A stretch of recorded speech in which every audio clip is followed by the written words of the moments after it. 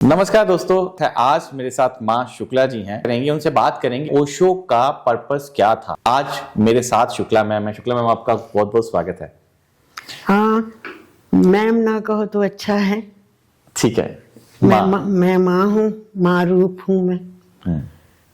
ओशो ने जब नाम दिया था तो मेरे नाम के आगे माँ योग लगा दिया था,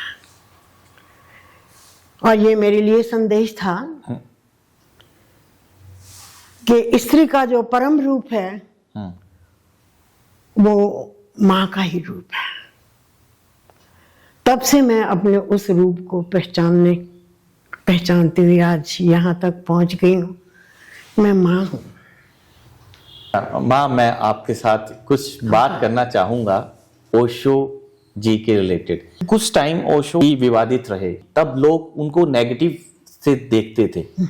तो उसके बाद जब आजकल डिजिटल प्लेटफॉर्म आया है तो ओशो काफी सुनना लोग पसंद करते हैं, उनकी धारणा को काफी मोटिवेशन के तरीके से लेते हैं। तो आप मुझे बताइए, ओशो के साथ आप रहे हैं क्योंकि आप ज्यादा जानते हैं, तो मुझे बताइए कि सबसे पहले जब उन्होंने खुद को अपने नाम के आगे भगवान लगाया तो वो क्या था? मैं जब पहली बार ओशो से मिली तब वे आचार्य रजनीश के नाम से ही जाने जाते थे। माउंट आबू वो एक शिविर का संचालन कर रहे थे और मैं उसमें उपस्थित थी, सम्मिलित होने गई थी। उसके पश्चात आचार्य रजनीश भगवान श्री रजनीश हो गए। लोगों ने विरोध तो उस समय भी किया कि आपने अपने नाम के आगे भगवान क्यों लगा लिया। तो उनके कहने का आपने शायद कभी उनको सुना नहीं, कभी पढ़ा ना हो। उन्होंने इस बात का उत्तर दिया है कि मैं सभी तो भगवत स्वरूप हैं, सभी तो उसी का अंश हैं, आप भी भगवान हैं। और जब भी वो प्रणाम करते थे तो वो इसी भाव से करते थे कि रजनीश के भगवान को ही प्रणाम है। तो उनको धारणा के पीछे ऐसा नहीं था कि जिनको तुम समझते हो कि परमात्मा वो सृष्टा, सृजन करने वाला, वो सबका दाता, किसी व्यक्ति के रूप में जो परमात्मा को आप देखते हैं, उनके मन में वो बात नहीं थी। हम सभी के सभी जो है उसी के अंश हैं, और उसी के अंश होने के नाते आप में हिम्मत नहीं है, आप भी अपने नाम के आगे भगवान लगा सकते हैं। उनके पास गए, जब आप फर्स्ट टाइम उनसे जब मिले तो आपको उन्होंने माँ का नाम दिया, माँ कहा, तो उन्होंने तब आपको भी कहा कि आप भी अपने नाम के आगे भगवान लगाइए?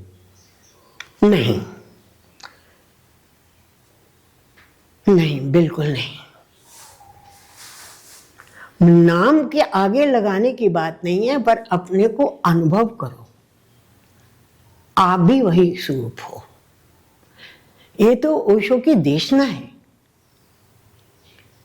तो किसी को अपना नाम के आगे, संभवतः आप इस बात से अपरिचित हैं कि ओशो जब सन्यास देते थे, उन्होंने एक नव सन्यास की जो धारणा आंदोलन शुरू किया था, तो जो पुरुष जब कोई संन्यास्त होता तो वो उसके नाम के आगे स्वामी लगाते थे, नया नाम देते थे और उसके पूर्व लगाते थे स्वामी। ये तुम अपने स्वामी बनो।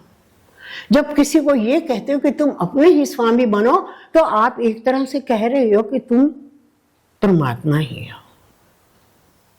अपने मालिक खुद बनो। तो परमात्मा को भी एक तरफ कर दिया, एक तरह से देखा जाए तो। और जो स्त्रियां आती थी, जब वो संन्यास्त होती थी, तो उनके नाम के आगे वो सदा माँ लगाते थे। क्यों? स्त्री जो है वो माँ रूपी है, चाहे वो उम्र से छोटी है। कुछ लोग जो संन्यास लेते अपने छोटे बच्चों को ले आते थे कि इनको भी दीक्षा दीजिए, उनका भाव होता था, उनके नाम के आगे भी माँ लगाते थे। अच्छा, स्त्री कहते हैं, आपने सुना भी होगा कि स्त्री तो बचपन से ही माँ ही है, माँ का ही तो रूप है। अगर हम उसके शरीर की व्यवस्था भी देखें तो सब कुछ परमात्मा ने जो उसको बना के भेजा है शरीर को, वो तो माँ बनने के ही योग्य है। तो और उनका जो मैंने संदेश लिया तो यही लिया था। माँ आप काट देना बीच में जो, लेकिन एक नहीं। प्रसंग सुना रही हूँ आपको। मैं 21 बरस की थी जब मेरी विवाह हुआ। ससुराल में रिश्तेदार थे बहुत, और उन दिनों में भी रिवाज था और संभवतः आज भी है, नए जोड़े को लोग आमंत्रित करते थे अपने घरों में खाने के लिए। एक परिचय था, एक संबंध जोड़ने की बात थी। मैं अपने दूर की ननद के घर में खाना खाने के लिए गई, तो उनका जो बेटा था, जो मेरे पति का भांजा था, हम उम्र ही था, उसने मुझसे कहा मैं आपको माँ कहूं? उस टाइम माँ कहूं? मामी तो और भी बहुत है, आपको माँ माँ कहूं? तो मैंने कहा हाँ। मैं दयानंद सरस्वती का वचन मुझे याद आ गया, माँ तो स्त्री तो जन्म से ही माँ होती है, जन्म से माँ। तो मुझे माँ पुकार सकते हो। ठीक है। अच्छा है ना, तो मैं तो उसी दिन माँ हो गई थी। कहने की बात यह है। हाँ। अच्छा, मैं ना आपसे एक बात पूछना चाहता हूँ कि आपने शायद आपने MA हिंदी करी है, तो आपने कॉलेज में पढ़ाया भी, जहाँ आपने स्टडी करी वहीं पढ़ाया भी है। मुझे आपसे ये जानना है कि आपको ऐसा, देखो जब कोई हताश होता है अपनी जिंदगी में, जिसको कुछ रास्ता नहीं नजर आता, तो एक पाथ ढूंढता है, तो आपने भी कुछ परेशान थे या कुछ दिमागी, मतलब आपको लग रहा था कि मैं कोई पाथ ढूंढूं, तो आपको इस तरफ आना पड़ा, ओशो की तरफ? बड़ी विचित्र बात हुई। मैं ना तो दुखी थी, ना कोई चिंता थी, ना मेरे अंदर कोई ऐसी अध्यात्म की प्यास थी, ना मैं कभी किसी गुरु के पास गई थी। लेकिन ये सब कुछ ऐसे घटा जैसे लिखा हुआ, कहते हैं भाग्य। मुझे कोई खींच कर ले गया, मैं नहीं गई कहीं। आपका क्लासमेट था? ना ना ना, कुछ नहीं है, ऐसा नहीं है। तो आपने सबसे पहले उनकी एक तो आपने पूछा है कि मेरी चित्त की अवस्था बिल्कुल ठीक थी। हाँ। मुझे किसी प्रकार की कोई समस्या नहीं थी। तो सुना कहाँ से आपने? सुना, वो बहुत बार इस प्रसंग को कह चुकी हूँ। तो जहाँ मैं कॉलेज में पढ़ाती थी, वहां पर मेरे एक कुलीग आचार्य रजनीश का प्रवचन सुनकर आए थे अमृतसर में। और उन्होंने सुबह जब कॉलेज में मुझे मिले, मैं बहुत एक पॉपुलर टीचर थी और प्रिंसिपल के बहुत क्लोज थे। उसने सुबह ही कहा, मिसेस शर्मा, यहाँ एक आचार्य आए हैं, कल मैं उनका प्रवचन सुनने गया, उन्होंने तो सभा में तहलका मचा दिया। अमृतसर में तहलका मचा। वो वहां पर एक आश्रम है निर्मल स्वामी जी का। कब की बात है ये? कौन सी? ये सन 70 के करीब होगा। तो तहलका, वो कॉलेजेस में भी जाते हैं, शिक्षा संस्थाओं में जाते हैं, तो क्या हम उनको यहाँ आमंत्रित करें? मैंने कहा ठीक है, चलते हैं प्रिंसिपल साहब के। वो तो मेरी बात बहुत मानते थे, इसलिए वो मेरे साथ गए। हमने कहा जी इस प्रकार ये शर्मा जी कह रहे हैं कि एक प्रवचन, एक आचार्य आए। उन्होंने कहा ठीक है, बुलाओ। वो हमारे कॉलेज में दूसरे दिन प्रवचन के लिए आए थे। मैंने उनको वहां देखा था, सिर्फ देखा था, सुना था।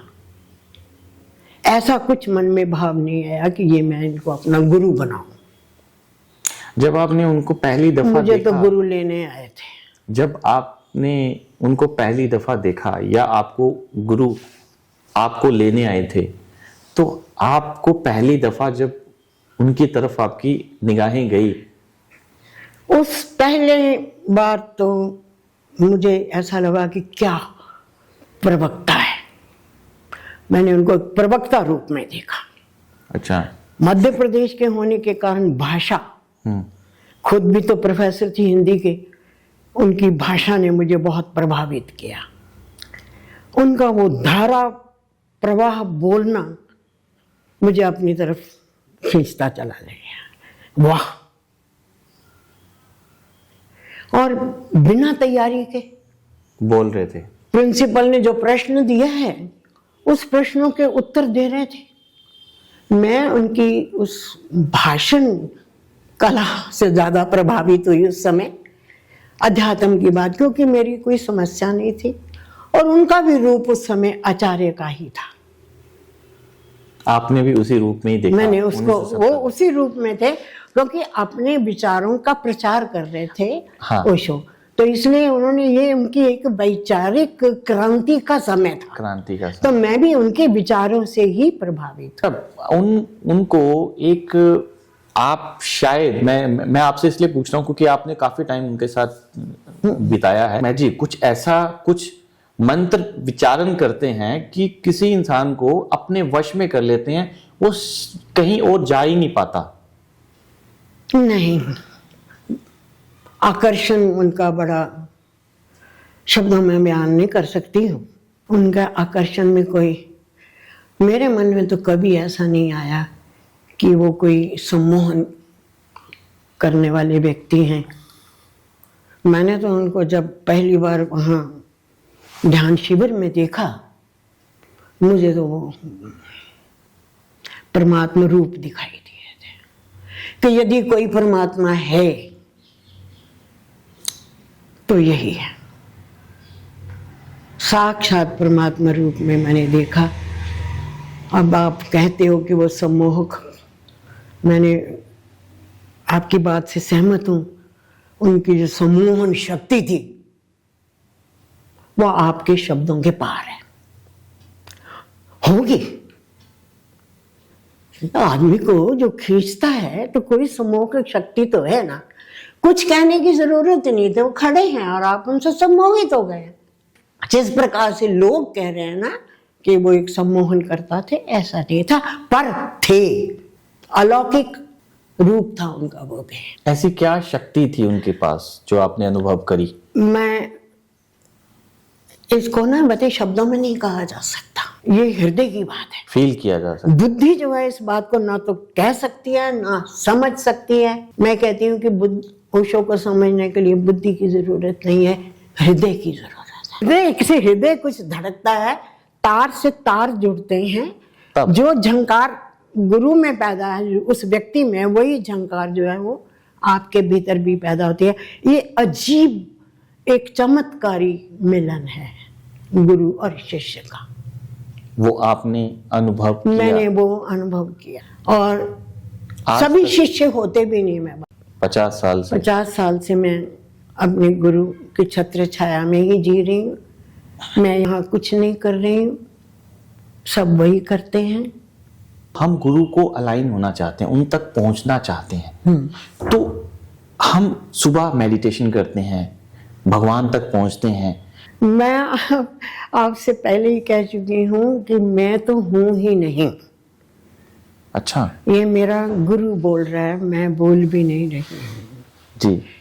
मेरी इतनी सामर्थ्य नहीं है कि मैं यहाँ हजारों लोगों को ओशो के साथ जोड़ सके, ये मेरी सामर्थ्य नहीं है। आप मुझे, मैं अपने संबंध में कुछ कहना चाहते हुए भी नहीं कहूँगी, लेकिन कितने लोगों तक मैंने ओशो को पहुँचाया है, मैं उनका हाथ हूँ।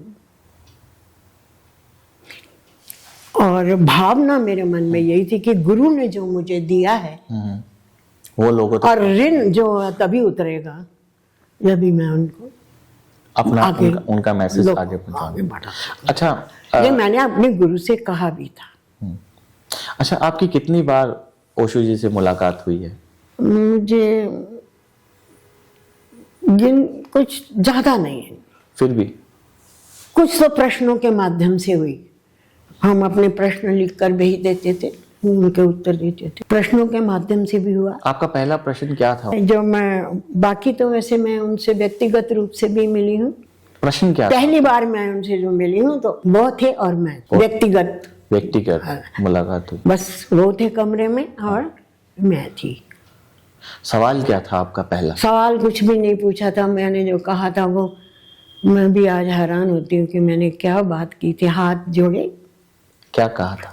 यही कहा कि आपने मुझे बिन मांगे बहुत कुछ दे दिया है, क्योंकि मैं उनको बहुत पढ़ करके गई थी, उनकी बहुत सी किताबें, उनके सन्यासियों के सत्संग का लाभ उठाकर गई थी। हाथ जोड़कर इतना मात्र कहा, मैं आपसे कुछ नहीं चाहिए, मुझे कुछ नहीं चाहिए, मुझे आपने बिन मांगे सब दे दिया है। सब दे दिया। तो उन्होंने क्या फिर पूछा, मुझे दूसरी बार पूछा, तुम्हें कुछ नहीं चाहिए? फिर मैंने वही कहा कि नहीं, मुझे आपने बिन मांगे सब दे दिया। सब दे दिया। पर उन्होंने मुझे दिया, बिन मांगे? बिन मांगे दिया। मेरे दोनों हाथ जोड़े हुए जो थे, अपने दोनों हाथों में ले करके उसको दबाया, प्यार से सब कुछ ही दे दिया।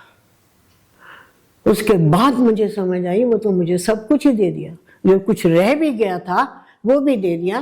क्योंकि ये एनर्जी का, बहुत बार इस प्रसंग में मैंने कहा है कि मेरे मन में स्वामी रामकृष्ण परमहंस की जीवनी पढ़ते हुए एक भाव उठा था, क्योंकि रामकृष्ण ने विवेकानंद को स्पर्श किया था और वे समाधि में चले गए थे।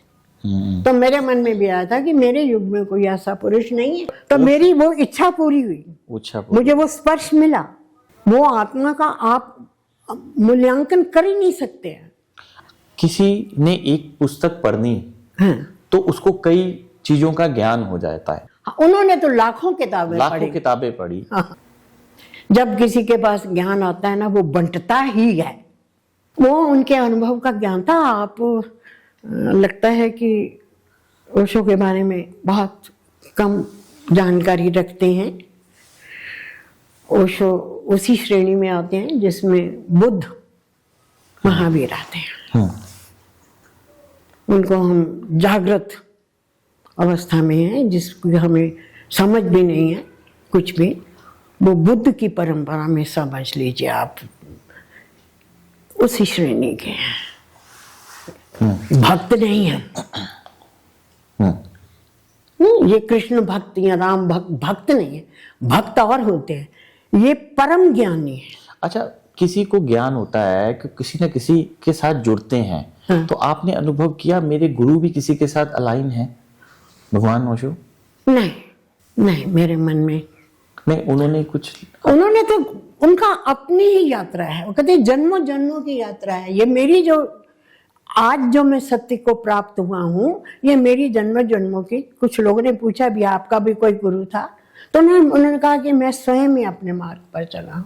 और हमें भी यही संदेश दे के गया है कि गुरु की आवश्यकता नहीं है। ऐसा क्यों, जबकि खुद गुरु थे? क्योंकि आप आत्म गुरु को पहचानो। आपके अंदर बहुत कुछ है बेटा।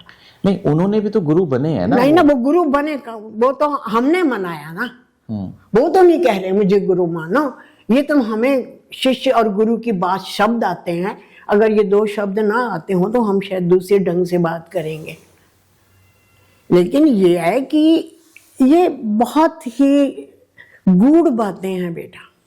जब तक तुम किसी के शिष्य नहीं हो जाओगे, तब तक तुम इस गुरु और शिष्य की बात को समझ। यहाँ दो बातों में मैं उलझ रहा हूँ, मेरी बात मैं समझूंगी। आपने कहा मैं आपके उलझाव आपने कहा कि ओशो का संदेश था कि मैं खुद से गुरु, मैं खुद से हूँ, और वो लोगों को संदेश भी देते थे।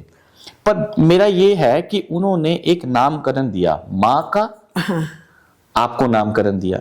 तो उन्होंने आपको वो खुद से क्यों नहीं बोला कि आप खुद भगवान हो? फिर उन्होंने खुद की तस्वीरों, अरे वो तो बार बार कह रहे हैं तस्वीरों वो तो रोज कह रहे हैं, अपने प्रवचनों में भी कह रहे हैं। क्या? फिर भी इशारा तो करना पड़ता है, चांद की तरफ इशारा करना पड़ता है, उंगली तो उठा के। लेकिन हम उंगली ना पकड़ ले, पहुंचना हमने चांद तक। गुरु इशारा देता है, मान लीजिए कि वो है, हम उस उंगली को ना पकड़ लें, ये भी साथ में करना करता है गुरु। चलिए, मैं आपसे एक बात पूछता हूँ। मेरे सिर्फ 2-3 सवाल और हैं। मैं आपसे ये पूछना चाहता हूँ कि जब ओशो ने खुद को अपना भगवान मान लिया कि मैं ही दुनिया में पहला मेरी यात्रा है, तो आपको क्या लगता था कि वो एक अपनी बातों के जरिए लोगों तक विचार पहुंचा रहे थे या अपनी कुछ अंदरूनी शक्ति थी उसके जरिए मैसेज पहुंचा रहे थे? अंदरूनी शक्ति में विचार भी आ जाते हैं, अंदरूनी शक्तियों में आपकी भावनाएं भी आ जाती हैं। आप लोग भाव भी हैं, आप विचार भी हैं। हाँ, तो ये तो सभी चीज़ें एक संगठित रूप में ही है सब कुछ। इसको अलग अलग कैसे करोगे आप कंप्लीट संपूर्ण परमात्मा को जो कह रहे हैं, आप संपूर्ण हैं अपने में। अपनी संपूर्णता को ही हम पहचान नहीं पा रहे हैं। तो उन्होंने क्या कहा कि आप लोगों के आगे मेरे बाद आप लोगों को ये जो उन्होंने अपने स्वयं सेवक बनाए, जो इतना बड़ा संगठन बनाया, तो उनका संदेश क्या था? बेटा, अध्यात्म के क्षेत्र में मैं आपसे एक बात कहूँ, आप परिचित नहीं हैं। ये सब संसारी बातें ऊपर ऊपर की हैं। आपके जीवन में गहराई नहीं है क्योंकि आप कभी इस मार्ग पर चले नहीं हैं। बिल्कुल आपने शायद अपने आप को केवल शरीर ही मान लिया। सब आम साधारणतया यही बात है, यही भ्रम है कि मैं मात्र शरीर हूँ। पहले तो ग्रॉस स्थूल, उसके विषय में भी कुछ जानकारी नहीं है कि ये मेरा यंत्र कितना ऑटोमेटिक है, स्वचालित है, क्या मेरी चीज़ें स्वचालित हैं, क्या मैं चला सकता हूँ।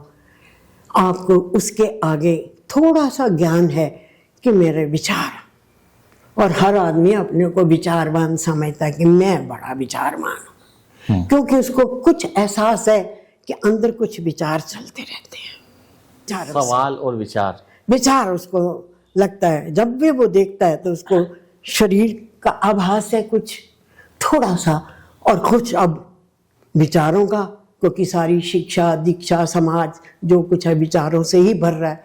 सो विचार उसको लगता है मैं विचार ही। फिर कभी कभी उसके कुछ ऐसी परिस्थितियां बनती हैं तो उसके मन में कुछ भाव पैदा होते हैं, कोई प्रेम का, कोई क्रोध का, कोई घृणा का। फिर उसका परिचय जो अपने भावनाओं से भी होना शुरू, वो भी बहुत थोड़ा। ना तो हमें अपने शरीर का विज्ञान पता है, ना एक साधारण आदमी को बहुत पढ़ा लिखा हो, आप डबल एम में हो, आप ट्रिपल एम में हो, लेकिन नॉलेज की दृष्टि से हमें ना तो पूरा अपना शरीर विज्ञान पता है। वो डॉक्टर का काम कह देते हैं, ठीक है। अब बहुत प्रचलित हो गया क्योंकि विचारों के कारण लोग जो थे बहुत अपने विचारों से परेशान हो गए। मनोविज्ञान आ गया, थोड़ा सा ये पता है, थोड़ा सा मन का पता है। मन का भी कुछ पता नहीं है। आपको शरीर विज्ञान पता है, आपको मनोविज्ञान पता है। मनोविज्ञान क्या कहता है पता है? नहीं। आज लोग डिप्रेशन में जाने लगे हैं, टेंशन में जाने लगे हैं, तो थोड़ा थोड़ा ज्ञान होना शुरू हुआ कि ये भी कुछ है। मनोचिकित्सक के पास जाने लगे। हम अपने से परिचित नहीं हैं।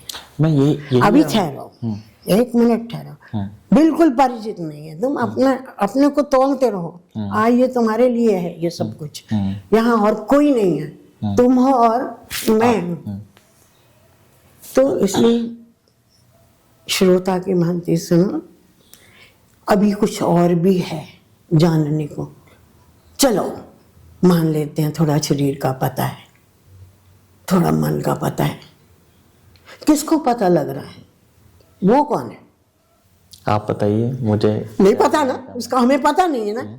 वही अध्यात्म है, उसको आत्मा का नाम दे दिया। सीधा शरीर, मन और आत्मा। गीता में लिखा, पढ़ लिया, अजर है, अमर है, ना ये मरती है, ना इसको अग्नि जला सकती है। वो जिसको सब कुछ पता चल रहा है, वो क्या है? अध्यात्म की ये खोज है। आप मेरी बात को ना गलत ले गए। मैं आपको कहना क्या चाहता हूँ, मैं सिर्फ आप मेरी मैं ये चाहता हूँ कि आपने उनको अनुभव किया। मैं ये आपसे कहना चाहता हूँ कि ओशो है उस टाइम क्या संदेश देना चाहते थे? वो अभी भी दे रहे हैं। आप मेरी बात को समझने की कोशिश करो। ये बात जो है अभी भी दे रहे हैं। ऐसी आत्माएं कहीं नहीं मर नहीं गई हैं। अगर नानक आज जिंदा है, अगर राम आज जिंदा है, अगर कृष्ण आज जिंदा है, लोग आज भी कृष्ण भक्त। यही जानना चाहता हूँ। हाँ, अब तो आप ये मान लीजिए कि ये आत्मा अभी अपना काम कर रही है, कोई मरती नहीं है। या